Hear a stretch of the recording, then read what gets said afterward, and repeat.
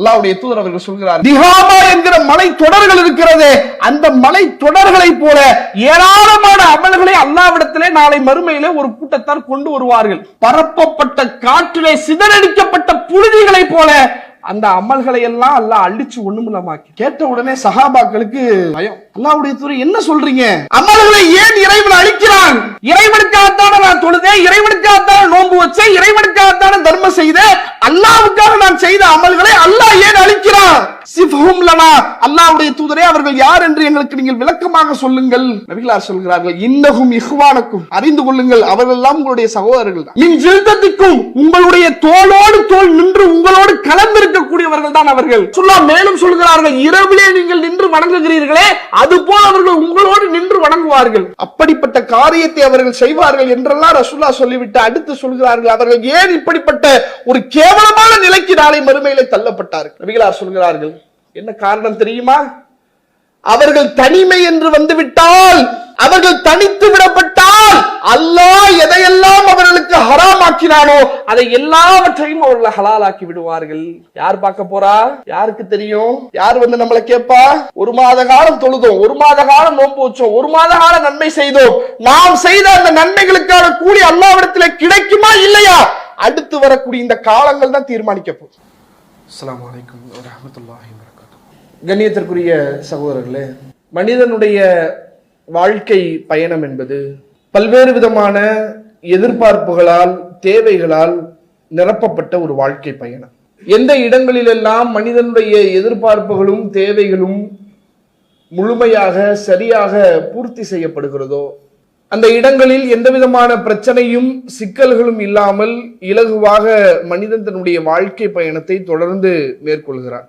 எங்கெல்லாம் அவனுடைய எதிர்பார்ப்புகளும் தேவைகளும் பூர்த்தியாக்கப்படவில்லையோ அந்த இடங்களில் ஏராளமான சிக்கல்களையும் சிரமங்களையும் சந்தித்து ஒரு மீள முடியாத மிக பெரும் துயரத்திற்கு மனிதன் ஆளாகக்கூடிய காட்சிகளை நாம் பார்க்கிறோம். அதிலும் குறிப்பாக ஒரு முஸ்லிமனுடைய வாழ்க்கை அது எவ்வாறு கட்டமைக்கப்பட வேண்டும், எவ்வாறு அவர்கள் வாழ வேண்டும் என்கிற செய்தியினை இறைவன் தன்னுடைய திருமறையிலே பல இடங்களிலே சொல்லி காட்டுகிறார். ஒரு முஸ்லிமனுடைய வாழ்க்கை என்பது ஏனோ தானோ என்ற ஒரு வாழ்க்கை அல்ல. உங்களுக்கு நான் தந்த இந்த வாழ்க்கையை சரியாக பயனுள்ளதாக நீங்கள் அமைத்துக் கொள்ளுங்கள். உங்களுடைய இலக்கு எது, உங்களுடைய லட்சியம் எது, உங்களுடைய எதிர்பார்ப்பு எது, அதை தெளிவான முறையிலே வரையறுத்துக் கொள்ளுங்கள். அதை அடைவதற்கான முயற்சிகள் என்ன, அதை திறம்பட செய்யுங்கள். ஏதோ ஏனோ தானோ வாழ்ந்தா வாழ்வோம் அப்படிப்பட்ட ஒரு வாழ்க்கை தேவையில்லை. சரியாக உங்களுடைய வாழ்க்கையை நீங்கள் கட்டமைத்து வாழுங்கள் என்று இஸ்லாம் சொல்கிறது. இறைவன் தன்னுடைய திருமறையை சொல்லி காட்டுகிறான், வலிகுல்லி ஜஅல்னா மின்கும் ஷிராத்தம் வ மின்ஹாஜா, ஒவ்வொருவருக்கும் வாழ்க்கைக்கான திட்டங்களையும் அவர் வாழக்கூடிய வாழ்க்கை முறைகளையும் நாம் ஏற்படுத்தி இருக்கிறோம் என்று இறைவன் சொல்கிறான். ஏனோதான வாழ்க்கை இல்லை, நீ எப்படி வாழ வேண்டும் என்று நான் கட்டமைத்திருக்கிறேன். அந்த அடிப்படையிலே எதிர்பார்ப்புகளோடு, தேவைகளோடு, ஆசைகளோடு உன்னுடைய வாழ்க்கையை நீ வாழு என்று இறைவன் தன்னுடைய திருமறையிலே கட்டளையிடுகிறான். இந்த செய்தியை இங்கே நாம சொல்வதற்கு மிக முக்கியமான காரணம் என்னவென்று சொன்னால், இறைவனுடைய மிக பெரும் கிருபையினால் ஒரு மாத கால ரமலான் மாதத்தினுடைய நோன்புகளை நிறைவு செய்தவர்களாக வந்திருக்கும். இந்த ரமலானுடைய மாதம் என்பது ஒவ்வொருவருடைய வாழ்க்கையிலும் ஏராளமான மாற்றத்தை ஏற்படுத்திய ஒரு அற்புதமான ஒரு மாதம். என்னுடைய கடந்த கால ஒரு வருட வாழ்க்கையை அப்படியே இந்த ரமலானுடைய மாதம் தலைகீழாக புரட்டி போடுகிறது. எந்த தொழுகையில் நான் அலட்சியத்தோடு இருந்தேனோ, எந்த நோன்பை சர்வ சாதாரணமாக நான் நினைத்தேனோ, தர்மங்களிலேயும் இன்ன பிற நன்மையான காரியங்களை செய்வதிலேயும் பொடுபோக்குத்தனமாக சோம்பேறியாக நான் சுற்றித் திரிந்தேனோ, அந்த நிலை எல்லாத்தையும் மாற்றி உடைத்து நன்மைகளை செய்வதற்கான ஆர்வத்தை, தீமைகளை விட்டு விலகுவதற்கான எச்சரிக்கையை என்னுடைய சொல்லிலும் என்னுடைய செயலிலும் என்னுடைய எண்ணத்திலும் ஏற்படுத்திய ஆகச்சிறந்த அற்புதமான மாதத்தை கடந்து நாம் அமர்ந்திருக்கிறோம். இந்த இடத்துல கேள்வி என்னன்னு சொன்னா, இந்த ரமலானுடைய மாதத்தை என்ன எதிர்பார்ப்பில் நீங்கள் எதிர்நோக்கினீர்கள்? இப்போது ரமலானை கடந்து நிற்கிறோம். எதை எதிர்பார்த்து இந்த ரமலானுடைய மாதத்தை நாம் அடைந்தோமோ, எதை எதிர்பார்த்து ரமலானுடைய மாதத்தை கடந்து இருக்கிறோமோ, அந்த எதிர்பார்ப்பு நம்முடைய வாழ்க்கையில் நிறைவேறி இருக்கிறதா? இந்த ரமலானுடைய மாதத்தை இறைவன் எதற்காக நமக்கு வழங்கினானோ, எதற்காக இதை நோன்பு நோக்க சொன்னானோ, அந்த காரணத்தை, அந்த எதிர்பார்ப்பை நாம் அடைந்திருக்கிறோமா? அதுதான் கேள்வி. இறைவன் சொன்ன அந்த எதிர்பார்ப்பு நம்முடைய வாழ்க்கையில் வரலன்னு சொன்னா பயன் இல்லையங்க. ஒரு மாத கால நோன்புங்க எவ்வளவு பெரிய ஒரு தாக்கத்தை என்னுடைய வாழ்க்கையில ஏற்படுத்துச்சு. சாப்பிடாம குடிக்காம பட்டினியோடு கிடந்து இந்த ஒரு மாத காலத்தை நான் கழித்தேனே, அல்லாஹ் இந்த நோன்பின் மூலம் என்ன இடத்துல எதை எதிர்பார்த்தானோ அது கிடைத்ததா இல்லையா? இறைவன் தன்னுடைய திருமறையிலே பேசுகிறான், யா அய்யுஹல்லதீன ஆமனு, நம்பிக்கையாளர்களே, குத்திப அலைக்குமுஸ் ஸியாம், நோன்பு உங்களுக்கு விதியாக்கப்பட்டிருக்கிறது. கமா குத்திப அலல்லதீன மின் கபலிக்கும், உங்களுக்கு முன் வாழ்ந்தவர்கள் மீது விதியாக்கப்பட்டது, கடமையாக்கப்பட்டது, அதுபோல் உங்களுக்கும் கடமையாக்கப்படுகிறது. ஏன்?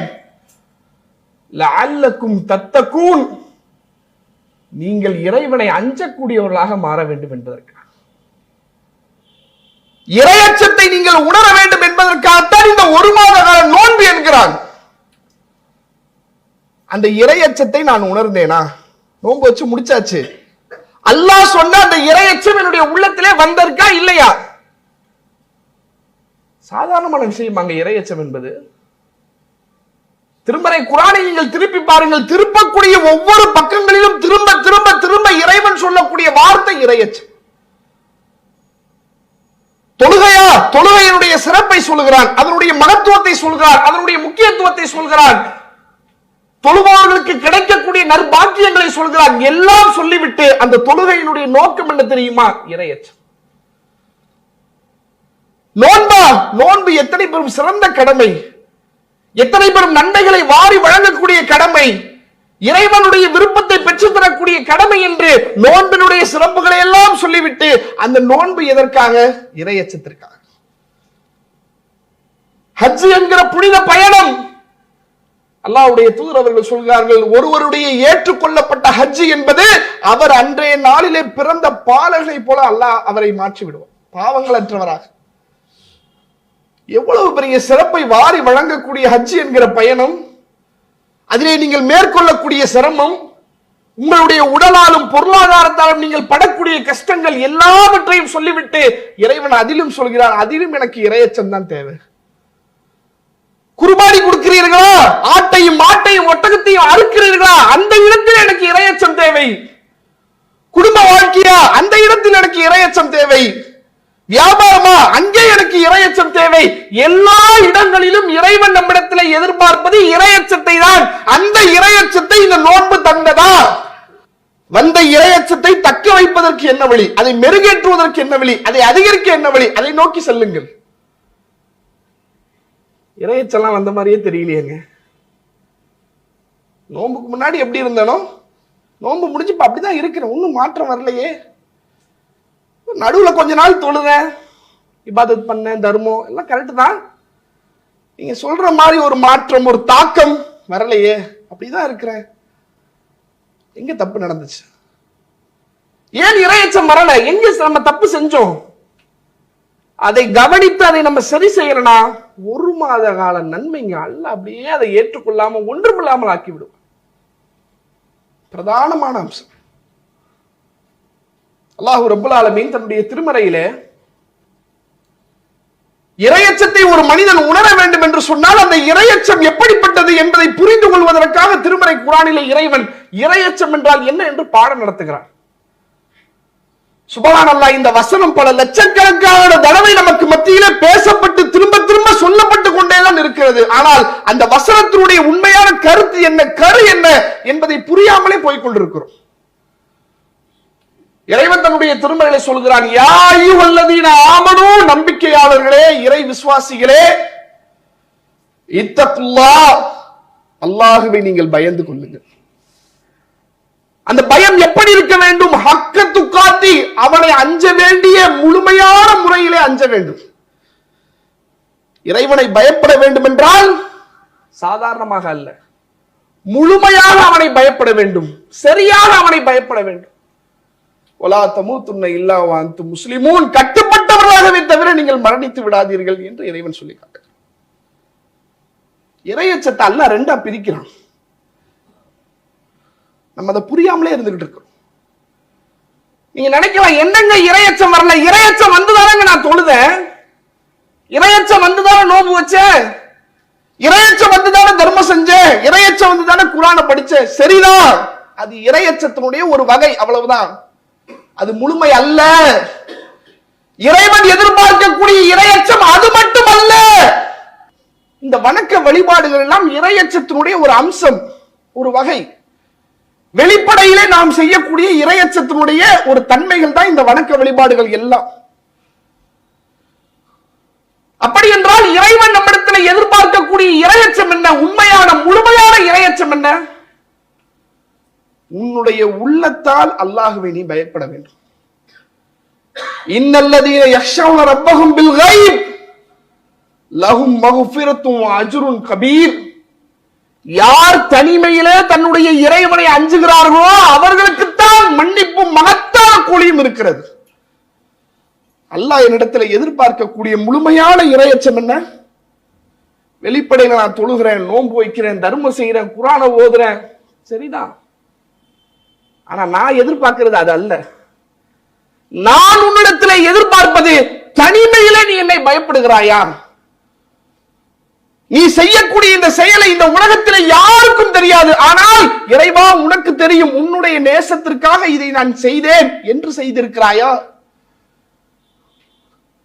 ஒரு பாவம், அந்த பாவத்தை நான் செய்தால் இந்த உலகத்திலே யாருக்கும் தெரியாது, யாராலும் கண்டுபிடிக்க முடியாது. ஆனால் அந்த பாவத்தை விட்டு நான் விலகி நிற்கிறேன். ஏன்?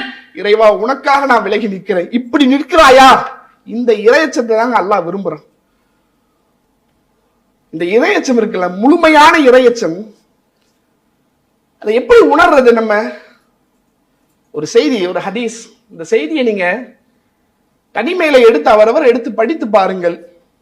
உண்மையிலேயே நம்முடைய இறையச்சத்தை போய் உரசி பார்க்கக்கூடிய ஒரு அற்புதமான ஒரு செய்திங்க. நெகிழ்ந்துருவீங்க அப்படி. நபிகள் நாயகம் ஸல்லல்லாஹு அலைஹி வஸல்லம் அவருடைய காலகட்டத்தில் ரசூலுல்லாஹ் ஒரு சபையில் அமர்ந்திருக்கிறாங்க. ஒரு மனிதர் வருகிறார். வந்த மனிதர் நபிகளாரிடத்துல சொல்கிறார், அல்லாஹ்வுடைய தூதரே, இன்னீ கது ஸனைத், அல்லாஹ்வுடைய தூதரே நான் விபச்சாரம் செய்து விட்டேன். உரீது அன் துதஹிரனி, நீங்கள் என்னை தூய்மைப்படுத்த வேண்டும் என்று நான் நினைக்கிறேன். அப்படின்னா என்ன?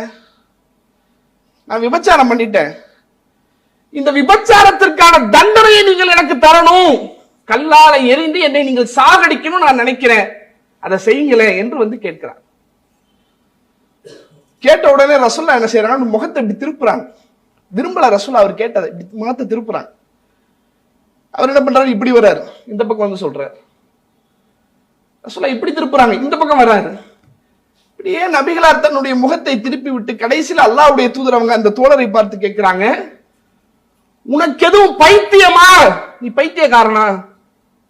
உன் அறிவு தெளிவா இருக்குதா? சரியாதான் பேசுறியா? அல்லாஹ்வுடைய தூதரை தெளிவா இருக்கிறேன். நீ எதுவும் சாராயம் குடித்திருக்கிறாயா? வளர்றியா?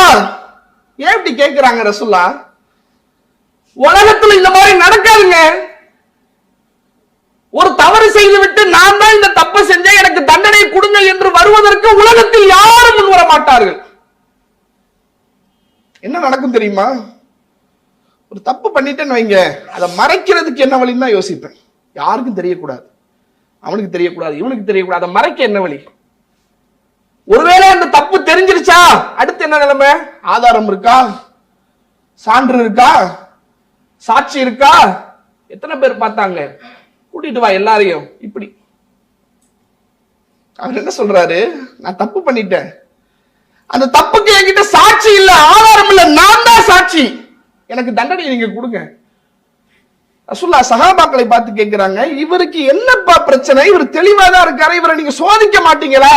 போய் என்னன்னு பாருங்கப்பா. சஹாபாக்கள் வந்து கேட்கிறாங்க, என்னப்பா ஆச்சு, என்ன விஷயம்? அவர் எல்லாம் சொல்றாரு, அல்லாஹ்வுடைய தூதர் இவர் தெளிவாதான் இருக்காரு, கரெக்டா தான் சொல்லியிருக்காரு. அப்படியா? சரி, அவருக்கு தண்டனையை நிறைவேற்றுங்க என்று நபிகளார் என்ன செய்யறாங்க, அனுப்பி விடுறாங்க. போனா தண்டனையை நிறைவேற்றக்கூடிய அந்த இடத்துக்கு வந்தாச்சு. என்ன தண்டனை? கல்லால எரிந்து கொலை செய்யப்படக்கூடிய தண்டனை நிறைவேற்றக்கூடிய இடத்துல வந்தாச்சு. வந்த இடத்துல அவர் என்ன செய்யல, கைகளை கெட்டுவாங்கல்லங்க, ஓடக்கூடாது அப்படின்றதுக்காக. கைகளை எனக்கு கெட்டாதீங்க, நான் இங்கேதான் இருப்பேன், ஓட மாட்டேன். குழியை தோண்டி அவருடைய பாதங்களை உள்ளே புதைக்கவில்லை, அப்படியே சும்மா சாதாரணமா நிக்கிறாரு. சகாபாக்கள் சுற்றி கல் எடுத்து எரிய ஆரம்பிக்கிறாங்க. ஒரு கட்டத்தில் அவரால் வலி தாங்க முடியாம என்ன செய்யறாருன்னா ஓட ஆரம்பிக்கிறார். தாங்க முடியல, வலிக்குது. ஓடி ஒரு இடத்துல போய் ஒளியிறாரு. அந்த இடத்துல அவர் என்ன பண்ணிக்கிட்டாரு, மாட்டப்பட்டு அந்த இடத்துல கல்லால் எரியப்பட்டு அவர் கொல்லப்படுகிறார். இது நடக்குது. கொஞ்ச நாள் கழித்து என்ன ஆகுதுன்னு சொன்னா, ராமிதியா குலத்தை சார்ந்த ஒரு பெண்மணி என்ன பண்றாங்க, நபிகளாருடைய சபைக்கு வருகிறாங்க.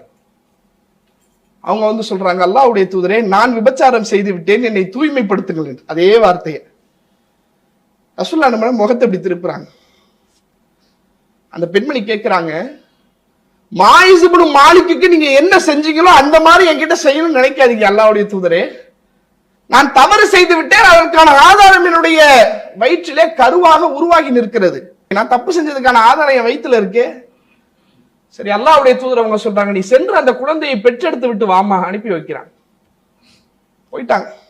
2 நாட்கள் ஆகுகிறது. திருப்பி அந்த குழந்தையை பெற்றெடுத்து விட்டு நபிகளாருடைய கையில கொண்டு வந்து கொடுத்துட்டு, இப்பவாவது எனக்கு தண்டனையை கொடுங்களேன். அல்லாஹ்வுடைய தூதரவங்க, அந்த குழந்தைக்கு 2 ஆண்டு காலம் பால் குடி சட்டம் இருக்கு, அதை நிறைவேற்றிட்டு வாமா, அப்புறம் உனக்கு தண்டனை தர. திரும்ப போறாங்க. இந்த குழந்தையை கூட்டிட்டு வராங்க. அதனுடைய கையில ஒரு ரொட்டி துண்டை கொடுத்து, இதை சாப்பிடுமா நீ. அந்த குழந்தை சாப்பிட்டு காட்டுது. பாத்தீங்களா, சாப்பிடுற அளவுக்கு வந்துருச்சு. இப்பவாவது தண்டனையை கொடுங்க. இந்த குழந்தைய யாருக்காலும் பொறுப்பேத்துக்கிறீங்களாப்பா? அல்லாஹ்வுடைய தூதர், நான் பொறுப்பேத்துக்கிறேன். சரி, அந்த பெண்ணுக்கு தண்டனையை கொடுங்க. ஒவ்வொருவராக கற்களை எடுத்து எரிய ஆரம்பிக்கிறார்கள். அந்த இடத்துல ஹாலித் பின் வலீத் அவர்கள், அல்லாஹ்வுடைய போர் வாள்களில் ஒரு வாள் என்று சொல்லப்பட்ட இவர், ஒரு கல் எடுத்தவர் எரிகிறார். அந்த பெண்ணினுடைய உடம்பில் பற்றி சில இரத்த துளிகள் இவருடைய ஆடையில பற்றுது. ஒரு அருவருப்புல கோபத்துல என்ன பண்றாருன்னா ஒரு தவறான ஒரு வார்த்தையை சொல்லி திட்டிடுறாரு. நபிகளார் அருகில் இருக்கிறாங்க. அந்த வார்த்தையை கேட்டவுடனே அல்லாஹ்வுடைய தூதர்கள் கோபத்திலே ஒரு செய்தியை சொன்னார்கள், மஹ்லன் யா ஹாலித், ஹாலிதே வார்த்தையிலே நிதானமா பேசுங்க. லக்கது தாப தௌபத்தன், இந்த பெண்மணி எத்தனை பெரும் தௌபாவை அல்லாஹ்விடத்திலே செய்திருக்கிறாள் தெரியுமா? இந்த மதீனாவிலே வாழக்கூடிய ஒரு குறிப்பிட்ட நபர்களுக்கு பங்கு வைத்து கொடுக்கக்கூடிய அளவுக்கு ஆகச் சிறந்த தௌபாவை அவள் அல்லாஹ்விடத்திலே கேட்டிருக்கிறாள். அவளை பார்த்த இந்த வார்த்தையை நீங்கள் சொன்னீர்கள் என்றார்களே. நீங்க தனிமையில யோசிச்சு பாருங்க சகோதரர்களே. ஒரு குழந்தையை பெற்று எடுத்துட்டு வந்து அதை கொடுத்துட்டு என்ன சாகடிங்கன்னு சொல்லி ஒரு தாய் சொல்கிறாள் என்றால், இது போன்ற காட்சிகளை நம்மால் கற்பனை கூட செய்து பார்த்திடவே முடியாது. இது எப்படி நடந்துச்சு? இந்த செயல் செஞ்சது தப்புதான், மாற்று கருத்து இல்லை. ஆனால் அந்த தவறுக்கு நாளை மறுமையிலே அல்லாஹ்விடத்திலே என்னால் அந்த கூலியை தாங்க முடியாது, இந்த உலகத்திலே அதை நான் அனுபவிச்சு கணக்கு நான் தீர்த்துறேன் என்று வந்தாரே, இறையச்சம், பயபக்தி. நான் செய்த தவறை நிரூபிப்பதற்கு இந்த உலகத்தில் எந்த ஆதாரமும் இல்லை, ஆனால் அல்லாஹ் இருக்கிறான். அவனுக்கு தெரியுமேங்க, அவனை விட்டு நான் எங்க ஓட முடியும், ஒளிய முடியும்? பயந்தாரு பாருங்க. அந்த இறையச்சம் தான் நமக்கு வேணும்.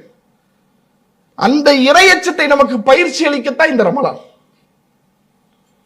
நீ ரமலானுடைய மாதத்துல நோன்பு வச்சுக்கிட்டு தனிமையில இருப்ப, பசி எடுக்கும், தாகம் எடுக்கும், வீட்டுல குடிக்க கொஞ்சம் தண்ணியும் இருக்கும். நீ நினைச்சனா எடுத்து கொஞ்சம் தண்ணியை குடிச்சிட்டு அமைதியா உட்கார்ந்துடலாம். யாருக்காவது தெரியுமா? யாருக்கும் தெரியும். இவன் என்ன நினைக்கிறான்? யாருக்கும் தெரியாது, அல்லாஹ்வுக்கு தெரியும் நினைக்கிறல்ல, குடிக்க மாட்டேங்கிறல்ல.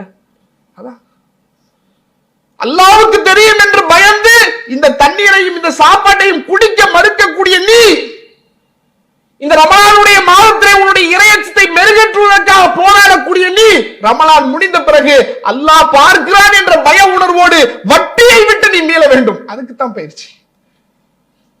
ஆபாசமான பேச்சுக்களை விட்டு நீ மீள வேண்டும். அதற்குத்தான் பயிற்சி. கெட்ட கேடுகட்ட அருவருக்கத்தக்க செயல்களை விட்டு நீ மீள வேண்டும். அதற்குத்தான் இந்த பயிற்சி. மீண்டாயா? மீண்டிருந்தால் உனக்கு இறையச்சம் வந்திருக்கிறது, இந்த ரமலான் உனக்கு பயனளித்திருக்கிறது. மீளவில்லை என்றால் இந்த உலகத்துல நாம் செய்யக்கூடிய அமல்கள், வெளிப்படையில நிறைய தொழுகிறோம், நோன்பு வைக்கிறோம், இந்த இறையச்சம் இல்லைன்னு வைங்களேன், மறுமையில அல்லாஹ் இந்த நன்மைகளை ஒரு காலத்தில் ஏற்றுக்க மாட்டான். இறையச்சத்துக்காகத்தான் நோன்பு, நோன்பின் மூலம் நன்மையை செஞ்சோம். அந்த நன்மையை செய்து இறையச்சத்தை பெறலன்னு சொன்னா செய்த அமல்களுக்கு எந்த கூலியும் கிடையாது. நபிகளார் சொல்லக்கூடிய செய்தி. அல்லாஹ்வுடைய தூதர் அவர்கள் சொல்கிறார்கள், ஆலமன்னா அக்வாமுன் மின் உம்மத்தி, என்னுடைய சமுதாயத்திலே ஒரு கூட்டத்தை பற்றி நான் மிக தெளிவாக அறிவேன். யாத்துன யௌமல் கியாமத்தி பி ஹஸனாத்தி அம்சாலி ஜிபாலி திஹாமா பீலன். திஹாமா என்கிற மலை தொடர்கள் இருக்கிறதே, அந்த மலை தொடர்களை போல ஏராளமான அமல்களை அல்லாஹ்விடத்திலே நாளை மறுமையிலே ஒரு கூட்டத்தார் கொண்டு வருவார்கள். அல்லாஹ் என்ன செய்வான்? ஃபயஜஅலுஹா அல்லாஹு அஸ்ஸ வஜல் ஹபா மன்சூரா, பரப்பப்பட்ட காற்றிலே சிதறடிக்கப்பட்ட புழுதிகளை போல அந்த அமல்களை எல்லாம் அல்லாஹ் அழிச்சு ஒண்ணுமில்லாமாக்கி. கேட்ட உடனே சஹாபாக்களுக்கு பயம். அல்லாஹ்வுடைய தூதர் என்ன சொல்றீங்க? அமல்களை ஏன் இறைவன் அழிக்கிறான்? இறைவனுக்காகத்தான நான் தொழுதேன், இறைவனுக்காகத்தான நோன்பு வச்சேன், இறைவனுக்காகத்தான தர்மம் செய்தேன், அல்லாஹ்வுக்காக நான் செய்த அமல்களை அல்லாஹ் ஏன் அழிக்கிறான்? அழிக்க கூடாது. என்ன தப்பு நடந்துச்சு? ஏன் இப்படி? சிஃபஹும் லனா, அல்லாஹ்வுடைய தூதரே அவர்கள் யார் என்று எங்களுக்கு நீங்கள் விளக்கமாக சொல்லுங்கள். நாங்களா அது, அல்லது எங்களிலே இருக்கிறார்களா, அவர்களுடைய அடையாளம் என்ன என்று தெளிவாக சொல்லுங்கள் அல்லாஹ்வுடைய தூதரே. நபிகளார் சொல்கிறார்கள், இன்னஹும் இஹ்வானக்கும், அறிந்து கொள்ளுங்கள் அவர்கள் எல்லாம் உங்களுடைய சகோதரர்கள் தான். மின் ஜில்தத்திக்கும், உங்களுடைய தோளோடு தோள் நின்று உங்களோடு கலந்திருக்கக்கூடியவர்கள் தான் அவர்கள். கேட்க கேட்க சஹாபாக்களுக்கு பயம் கூடுது. அவங்க நன்மை செஞ்சிருக்காங்களங்க, சாதாரணமான நன்மைகள் இல்லையே. நபிகளார் ஒரு வார்த்தை சொன்னால் போதும் உயிரையே கொடுக்கக்கூடிய அளவிற்கு முன் வந்தார்களே. தோழர்கள் எல்லாம் பதறுகிறார்கள். அல்லாஹ்வுடைய தூதர் யார்? தெளிவா சொல்லுங்களேன், என்னன்னு விளக்கமா சொல்லிருங்களேன். அல்லாஹ்வுடைய தூதர் அவங்க சொல்றாங்க, அவங்க எப்படிப்பட்டவங்க? மேலும் ரசூலுல்லாஹ் சொல்றாங்க, யஹுதூன மினல் லைல் கமா தஹுதூன், நீங்கள் எப்படி இரவு நேரங்களிலே நின்று வணங்குகிறீர்களோ அதே போன்று அவர்களும் நின்று தொழுவார்கள். யார் இவங்கெல்லாம்? ரசூலுல்லாஹ் சொன்ன இந்த செய்திகளை எல்லாம் பார்க்கும்போது இவங்க ஏதாவது தப்பு செஞ்ச மாதிரி நமக்கு தெரியுதா? இல்ல, தொழுகிறாங்க, நன்மை செய்யறாங்க. எந்த அளவுக்கு? திஹாமா என்கிற மலை தொடர்களை போன்று நன்மைகள் செய்தவர்கள். அப்படின்னா நிறைய நன்மை செஞ்சிருக்கிறாங்க, இபாதத் செஞ்சிருக்காங்க. ரசூலுல்லாஹ் மேலும் சொல்கிறார்கள், இரவிலே நீங்கள் நின்று வணங்குகிறீர்களே அது போல் அவர்கள் உங்களோடு நின்று வணங்குவார்கள். பகலிலே ஒருவன் அமல் செய்வதற்கும் இரவிலே ஒருவன் அமல் செய்வதற்கும் நிறைய வித்தியாசம் இருக்கு. பகல் என்பது மனிதனுடைய இயக்கத்திற்கான நேரம், இயங்கக்கூடிய நேரம். இயங்கக்கூடிய நேரத்தில் ஒருத்தன் ஒரு நன்மையான காரியத்தை செய்யறான், அது பெருசு இல்லைங்க.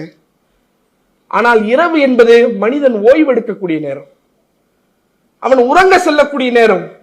அந்த உறக்கத்தையும் உதறி தள்ளிவிட்டு இரவு நேரங்களிலே ஒருவர் அமல் செய்கிறார் என்றால் அது எவ்வளவு சிறந்த காரியம். அப்படிப்பட்ட காரியத்தை அவர்கள் செய்வார்கள் என்றெல்லாம் ரசூலுல்லாஹ் சொல்லிவிட்டு அடுத்து சொல்கிறார்கள், அவர்கள் ஏன் இப்படிப்பட்ட ஒரு கேவலமான நிலைக்கு நாளை மறுமையிலே தள்ளப்பட்டார்கள்? நபிகளார் சொல்கிறார்கள், என்ன காரணம் தெரியுமா? அவர்கள் தனிமை என்று வந்துவிட்டால், அவர்கள் தனித்து விடப்பட்டால் அல்லாஹ் எதையெல்லாம் அவர்களுக்கு ஹராமாக்கினானோ அதை எல்லாவற்றையும் அவர்கள் ஹலாலாக்கி விடுவார்கள். யார் பார்க்க போறா? யாருக்கு தெரியும்? யார் வந்து நம்மளை கேட்பா? ஒரு மாத காலம் தொழுதோம், ஒரு மாத காலம் நோன்பு வச்சோம், ஒரு மாத காலம் நன்மை செய்தோம், நாம் செய்த அந்த நன்மைகளுக்கான கூலி அல்லாஹ்விடத்திலே கிடைக்குமா இல்லையா? அடுத்து வரக்கூடிய இந்த காலங்கள் தான் தீர்மானிக்க போகுது. யாருங்க வந்து கேட்க போறா? யார் வந்து என்ன விசாரிக்க போறா? நானாக பயந்து அல்லாஹ்வுக்காக அந்த வணக்கத்தை நிறைவேற்றும் போது இறைவன் இந்த ரமலானுடைய மாதத்திலே நான் செய்த அமல்களை பாதுகாத்து நாளை மறுமையிலே கூலி தருவான். என்ன செய்ய போறோம்? இறையச்சத்துக்காக நோன்பு வச்சோம், அந்த இறையச்சம் கிடைத்ததா? கிடைத்தது என்றால் பிரச்சனை இல்லை, கிடைக்கவில்லை என்றால் என்ன பிரச்சனை? கவனிக்கணும். அந்த இறையச்சத்தை தக்க வைப்பதற்கான முயற்சியிலே தொடர்ந்து நாம் செயல்படவில்லை என்றால் செய்த அமல்களையும் அழித்து விடுவேன் என்று நபிகள் நாயகம் ஸல்லல்லாஹு அலைஹி வஸல்லம் அவர்கள் இறைவன் சொல்லக்கூடிய இந்த செய்தியின் மூலமாக எச்சரிக்கிறார்கள். என்ன செய்ய போறோம்? முடிஞ்சிருச்சு ரமலான், இனி என்ன? அவரவர் முடிவெடுத்து எந்த நோக்கத்திற்காக இந்த ரமலானை அடைந்தோமோ அந்த நோக்கத்தை இறுதி வரையிலும் அடைவதற்கான முயற்சியிலே நாம் ஒவ்வொருவரும் களமிறங்க வேண்டும் என்கிற தகவலை சொல்லி என்னுடைய உரையை நிறைவு செய்யும். இஸ்லாம் மற்றும் சமுதாய செய்திகளை அறிந்து கொள்ள தமிழ்நாடு தௌஹீத் ஜமாஅத் யூடியூப் பக்கத்தை உடனடியாக சப்ஸ்கிரைப் செய்து கொள்ளுங்கள். மேலும் பெல் பட்டனையும் கிளிக் செய்து கொள்ளுங்கள்.